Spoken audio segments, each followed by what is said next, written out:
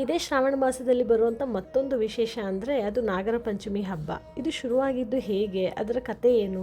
ಮಹಾಭಾರತದ ಕಾಲದಲ್ಲಿ ಪಾಂಡವರ ನಂತರ ಅರ್ಜುನನ ಮೊಮ್ಮಗ ಪರೀಕ್ಷಿತ ರಾಜ್ಯವನ್ನ ನಡೆಸ್ತಾ ಇರ್ತಾನೆ. ಆಗ ತಕ್ಷಕ ಅನ್ನೋ ಸರ್ಪ ಅವನನ್ನ ಕಚ್ಚೋದ್ರಿಂದ ಅವನು ಸಾವನ್ನಪ್ತಾನೆ.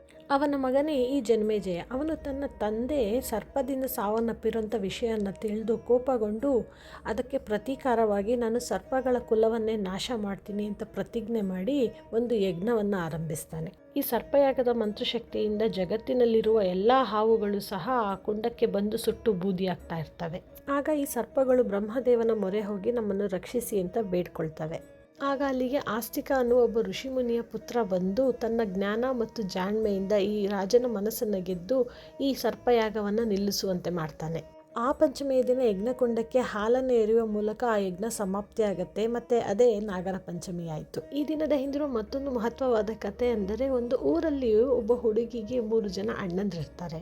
ಅವರೊಮ್ಮೆ ಉಳ್ಮೆಯನ್ನು ಮಾಡುವಂಥ ಸಮಯದಲ್ಲಿ ತಮಗೆ ತಿಳಿದಂತೆ ಒಂದು ಹುತ್ತವನ್ನು ಹೊಡೆದು ಅದರೊಳಗಡೆ ಇರುವಂಥ 3 ಮರಿಹಾವುಗಳ ಸಾವಿಗೆ ಕಾರಣ ಆಗ್ತಾರೆ. ಇದರಿಂದ ಕೋಪಗೊಂಡ ತಾಯಿ ಹಾವು ತನ್ನ ಮಕ್ಕಳ ಸಾವಿನ ಪ್ರತೀಕಾರವಾಗಿ ಅದೇ ರಾತ್ರಿ ಅವರು ಮಲಗಿರುವಂಥ ಸಮಯದಲ್ಲಿ ಅವರನ್ನು ಕಚ್ಚಿ ಸಾಯಿಸುತ್ತೆ. ಇದು ನೋಡಿದ ಅವ್ರ ತಂಗಿ ಆ ಹಾವಿಗೆ ಹಾಲು ಕೊಟ್ಟು ನಮಸ್ಕಾರ ಮಾಡಿ ತನ್ನ ಅಣ್ಣಂದಿರು ತಮಗೆ ತಿಳಿಯದಂತೆ ಆ ತಪ್ಪನ್ನು ಮಾಡಿದ್ದಾರೆ, ಆದ್ದರಿಂದ ಅವರನ್ನು ಕ್ಷಮಿಸಿ ಅವರಿಗೆ ಪ್ರಾಣ ಭಿಕ್ಷೆಯನ್ನು ಕೊಡು ಅಂತ ಬೇಡ್ಕೊಳ್ತಾಳೆ.